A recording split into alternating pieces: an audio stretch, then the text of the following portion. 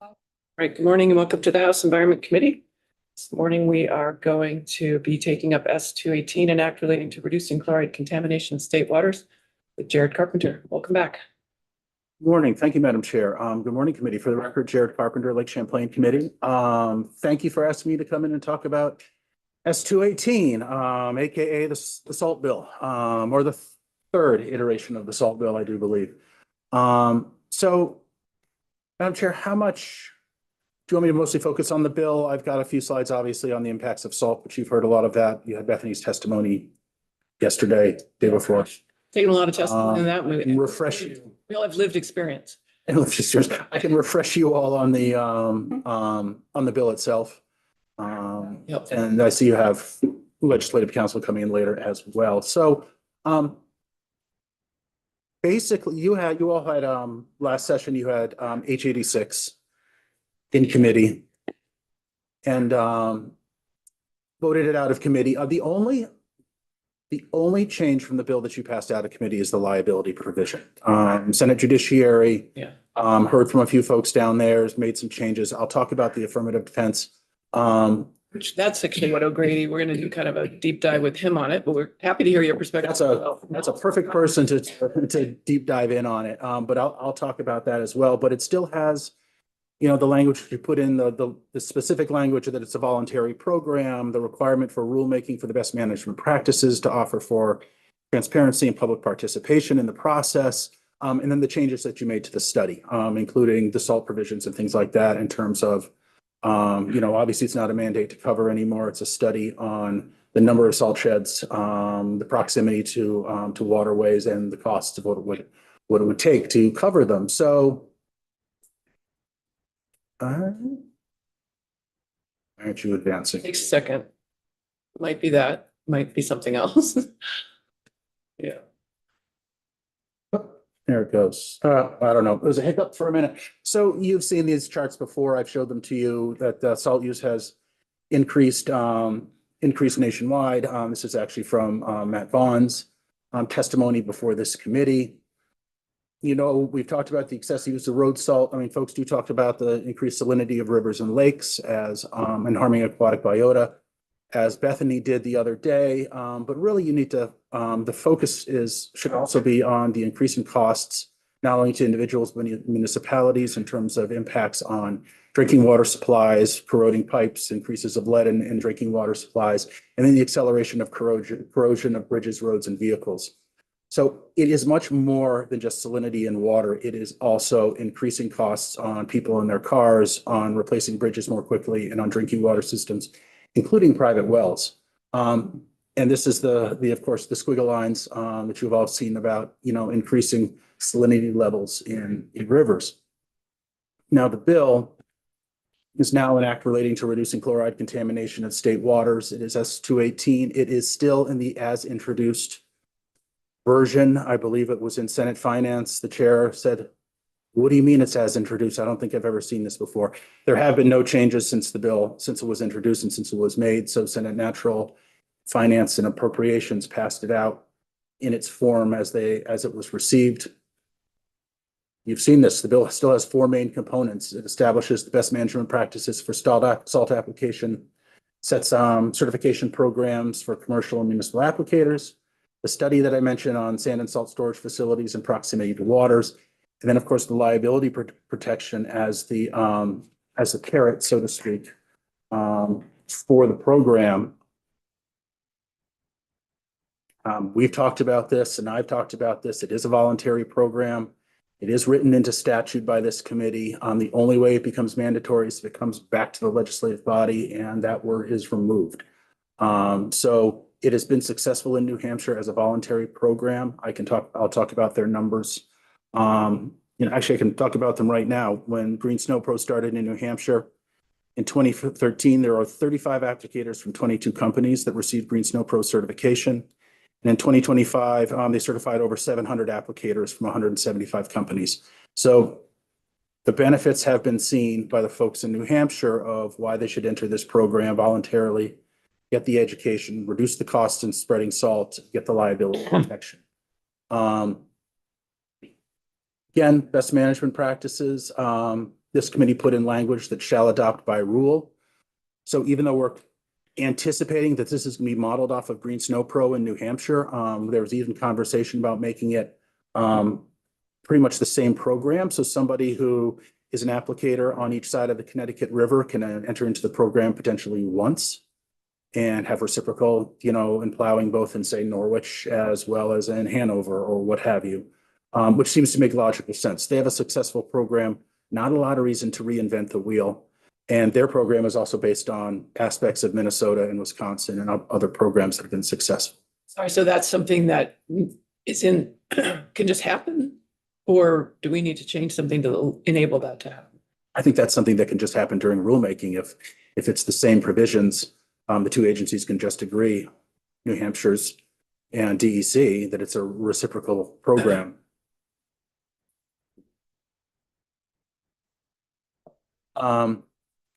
It's techniques to increase the efficiency of application, standards for salt alternatives are used, calibration of your equipment, and then the administrative requirements as the record keeping. Again, so this is Green Snow Pro. This is their voluntary program that has been quite successful, that we would sort of build off of it over 10, they've been doing it for 10 years. The two differences in the programs is they started with commercial and added municipal midway through, and we're proposing to do both at the same time. And this is what these two programs would look like. DEC would set up the commercial certification program. They would first start setting up the BMPs. And then I think it's year 2 into year 3, they would set up the commercial certification program over at DEC or through a third party, basically a subcontract. While the municipal certification would be handled by VTrans. They have the current Vermont Local Roads curriculum that they run. It's a voluntary program for municipalities for their road crews to come in and take education classes on various subjects. This would just become another chapter. They could come in and get certification on salt application. 2-year certification, there will a fee be established. That is part of, as Bethany mentioned, something that will happen over the summer into the fall. They'll look into the different costs and a potential fee for commercial applicators. It was initially just commercial applicators. Senate Finance added an aspect to look into whether there should be a municipal fee as well. Their argument being that if towns think, could see the benefits of saving a lot of money, maybe they'd be willing to spend a little bit of money to help prop up the program. The certification costs in New Hampshire as of last year, there's an individual certification is $150. There's a master certification in which you can train others. That's say the supervisor at a company comes in and she goes back and trains their few employees. That's $250. And municipal certification for the whole town is $450. So it doesn't matter how many folks in New Hampshire that, you have 3 applicators, do you have 10? It's just a one flat fee.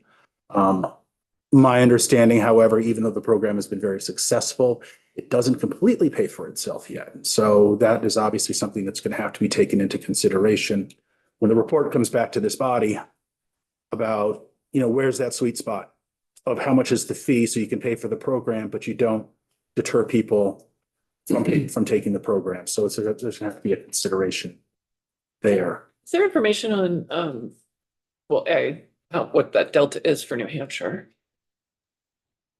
I'm not sure, but I can find out. Great. And then any information on how much money towns have saved?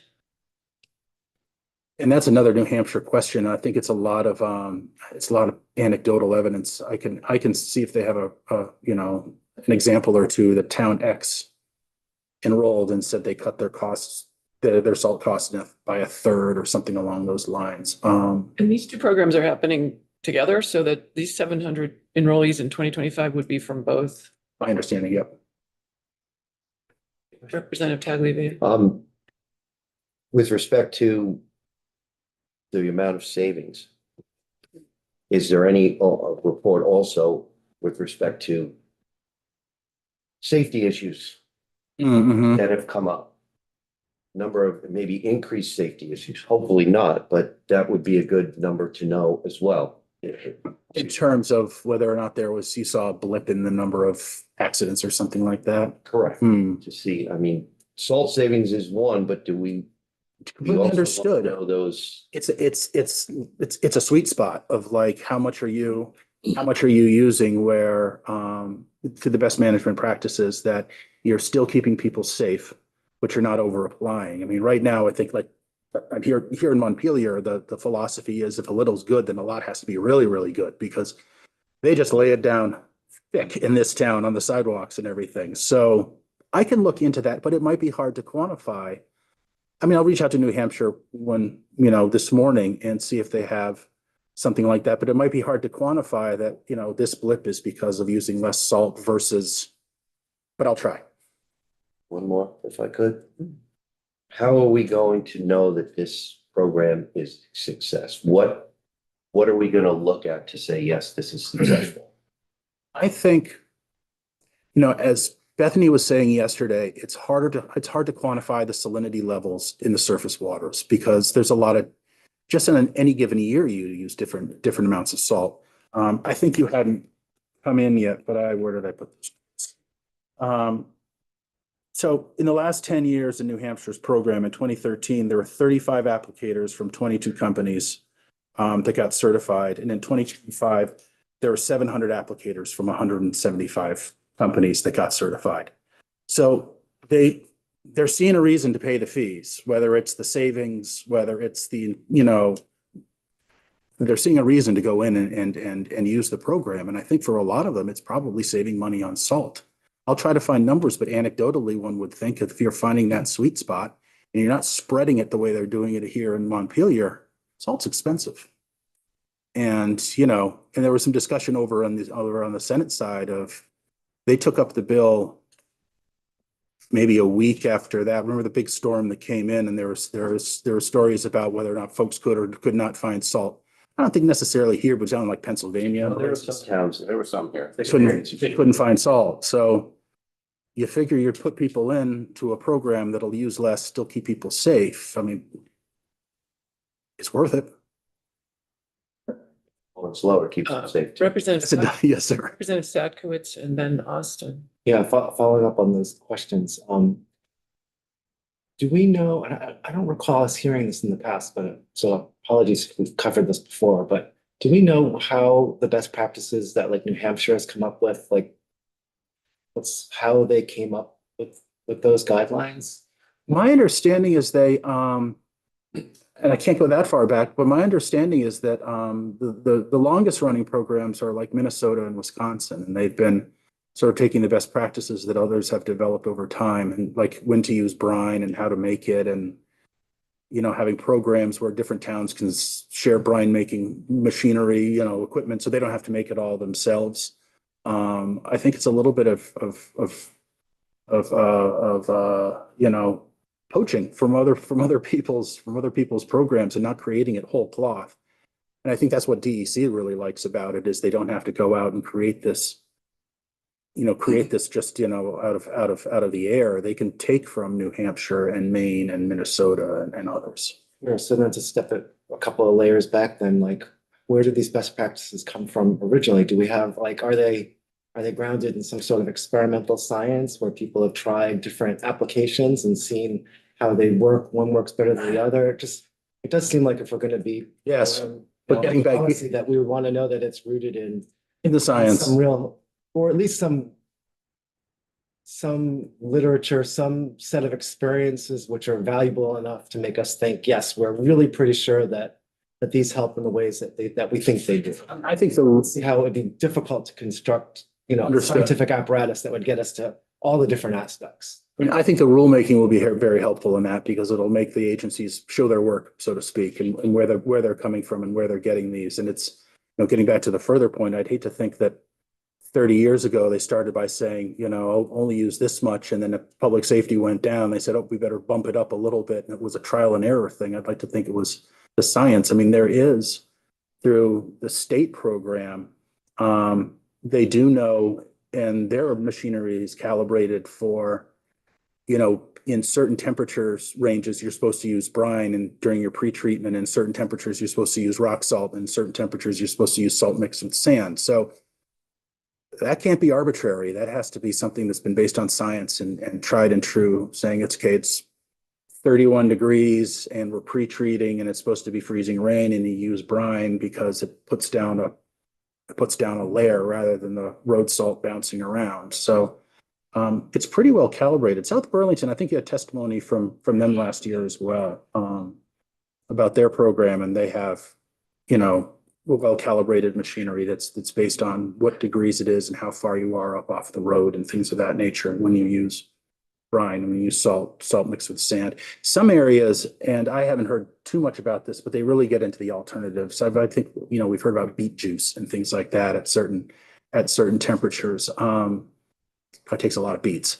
But It also has its limitations from what I'm told. yeah, I would think so. I mean, there's a reason salt is chemically used against ice, but it only is, you know, when you're putting it down on really cold weather on a really cold sidewalk, you might as well be putting down sand because the salt's not doing any good. It doesn't melt anything when it gets, I think it's below 18 degrees. Does that sound about right? And that's why the calcium chloride and the magnesium chloride went into use, because they will melt it to a lower temperature. Correct. And I think that would all come out in the best management practices of when to use magnesium, when to use, you know, calcium, when to use brine. I don't think we'll get into the beet juice, but, you know, other methods like that. And how much can you use minimally to keep everybody safe, but save you money, save your infrastructure, and not have a lot of runoff into the Winooski, well, into any water body. Representative Austin. Yeah, you said that it's now being found in groundwater and private drinking wells.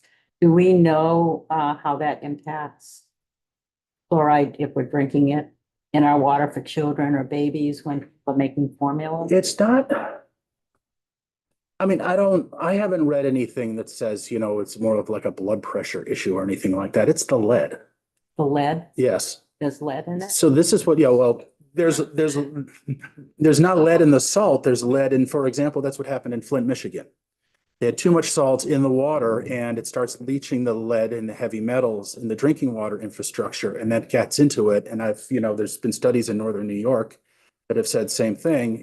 The salt gets on the ground, leaches into the groundwater, gets into the aquifer and starts getting into people's private wells. And the same thing happens as you start leaching the heavy metals. So, you know, we can talk about, you know, the salinity levels and chronic and acute levels for the impacts on fish and everything like that. But it's really, as much as anything else, it's a public health issue. And it's going to take a little while. I mean, it's one of those things where it's not going to happen overnight. You're going to have to stop using less salt. It's going to have to leach itself out of the system and, you know, and work itself through in that nature. So the sooner you start, the sooner you see those types of results. Representative Pritchard. Thank you. Is this the newest information you have, though? I mean, it looks like it's at 6 to 10 years old. There's nothing Which- really newer. Which frame? Well, my favorite one, the gift that keeps giving to me is the I know. the chart on Meadowy. I thought about taking it out. Yeah. But I really, you know, I had to keep it in. Well, and the reason I ask is because 2020, you know, I mean, that's 6 years ago. It is. And the other chart's 10 years, 10 years. I can reach out to reach out to Matt Vaughn at Lake Champlain Basin Program. He's the guy who's been doing all of these spaghetti squiggle studies. Yeah. And see if he's done anything in the last 2 or 3 years. I'm pretty sure he has. Last time I talked to him, he was still crunching data, Yeah, and I guess I would be interested in that because but I can submit it. the original chart you showed, I can't remember what the date was on it, but I seem to think that it was newer. And I'm not sure that the program was in place in 2020. So you wouldn't see any, if it wasn't, then you wouldn't see any. Well, these are all Vermont waters, so I would think everything would still be going up because there haven't been any efforts made to reduce salt in Vermont. Well, there isn't on the Meadowy. There On the hasn't been Meadowy? for 6 or 7. Well, that these best management practices are being practiced by Right. the state. Right. Solely maintained by the state. And I'm just trying to think how many years I think it's been 6 or 7. But so if the chart only goes to 2020, then you're really not seeing, you know, has this best management practices done anything? I can ask Matt and then Chris over at the, I mean, that's a That's- pretty straight that's- ascent. at Sea Grant about the Meadowy, yeah. So I guess Representative Pritchard, you say it's solely managed. It's, I don't understand that. it's this one. You're saying there's no town roads in the Meadowy watershed? That's correct, Route 30. Along the, It goes all the way from Dorset along the main stem, to Granville, to Granville, New York. I'll ask for, but the tributaries are all in Well, town. It's all, but it's still all state maintained road. I mean, if you want to say that there are roads, but I mean, 2-3 miles away from the Meadowy, so yeah, how great are we gonna expand this? yeah, I don't know if, I'll ask if there's been studies specifically done and how extensive they are. Is I it mean, just along the road? literally, Is it? the whole Meadowy from Dorset to Granville, New York is state highway, Okay, all the way. It's maintained by the state. So if this has been in effect, I think for 6 or 7 years, this chart doesn't reflect that. okay. So what I'd be interested in is in 2025, has this gone down? Let's do that. The, Yeah. the first thing that you showed early on the 13% Meadowy, I thought was a 2024 slide, but so that's what. Oh, in one of my past presentations. Yes, Okay. so that's really what I would be interested All right, in seeing. I will ask around and see what I can dig up. Okay, thanks. No, not a problem. Representative Sakowicz. Yeah, Was it- it makes me wonder if that particular stretch of stream, if it's possible that the program was successful and actually is reflected in that graph. It's just that the graph is actually less steep than it would have been otherwise. And Oh, but just, yeah, is it instead of going like this, would have gone like that? I mean, we just don't know. Yeah. That's We don't, but 13% is 13%. a valid point. A valid point is. That, you know, it is a single data point, and I personally would be a little hesitant to make any kind of broad conclusions from a single stretch of river. I think it's I'll dig in. important to have, you know, broad data if we want to conclusions.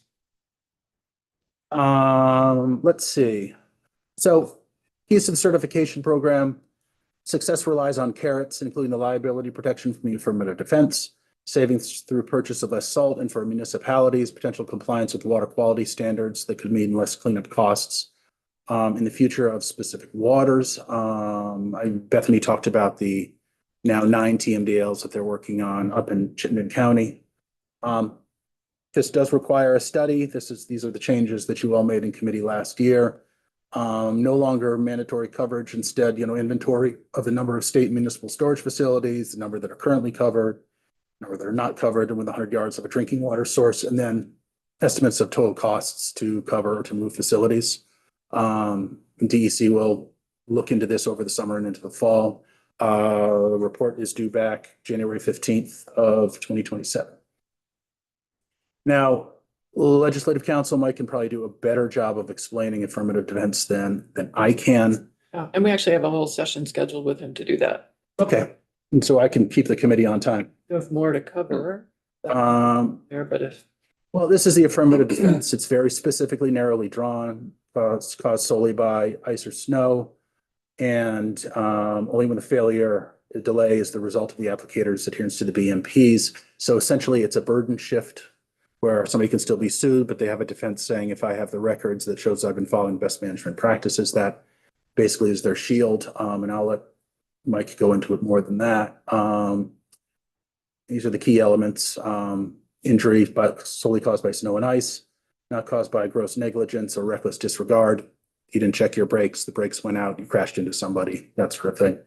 Applicator completed the certification program and they kept records of application consistent with the BMPs. This is something that the New Hampshire folks said would come up occasionally is, well, I've been following the BMPs. well, where are your records that you've been following the BMPs? Well, I haven't kept any. And so you have to be able to keep your records for 3 years and go in and prove that you were following best management practices.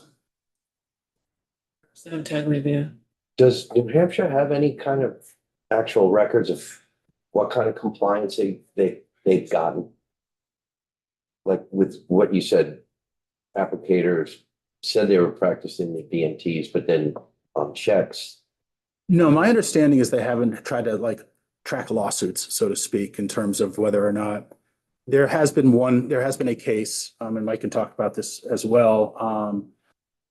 There's somebody was sued, they were following the BMPs, through discovery and learning of the evidence that it was found it was, not necessarily a slip and fall from the snow and ice. It was something else. But I don't think New Hampshire has really kept specific records in terms of how many times the affirmative defense was. I think it's just everything sort of lumped into court cases that are hard to sort of keep track of. no, I'm Oh. talking more specifically about just periodic checks of Periodic- people to recertify is Periodic record checks of, are you keeping or to track? get your recertification, not that I don't love the idea of regulation, but to be able to show, okay, this is last 2 years, I need my certification, and I can show you records from what I've done. No, it is on, my understanding is that it is on the applicator to keep their records, to understand that it's 2 years, that they need to get recertified again. There have been cases, my understanding is of somebody does the program, but then they lapse on their certification and forget to do it. Some people are in and out of the program because they're applying 1 year, but the next year they're not, and then they're back into it again. So they're not necessarily, and it's on, it's specifically on the applicator to keep their records. For the municipality, it'll be on the municipality to keep the records for their employees.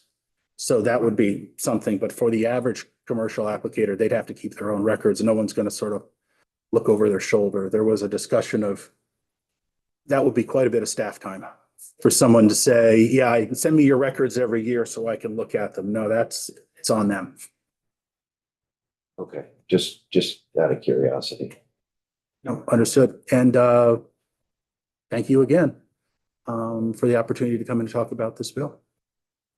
Thanks for Thanks, man. testimony and work on this. Absolutely. We're waiting for Senator Baumgart.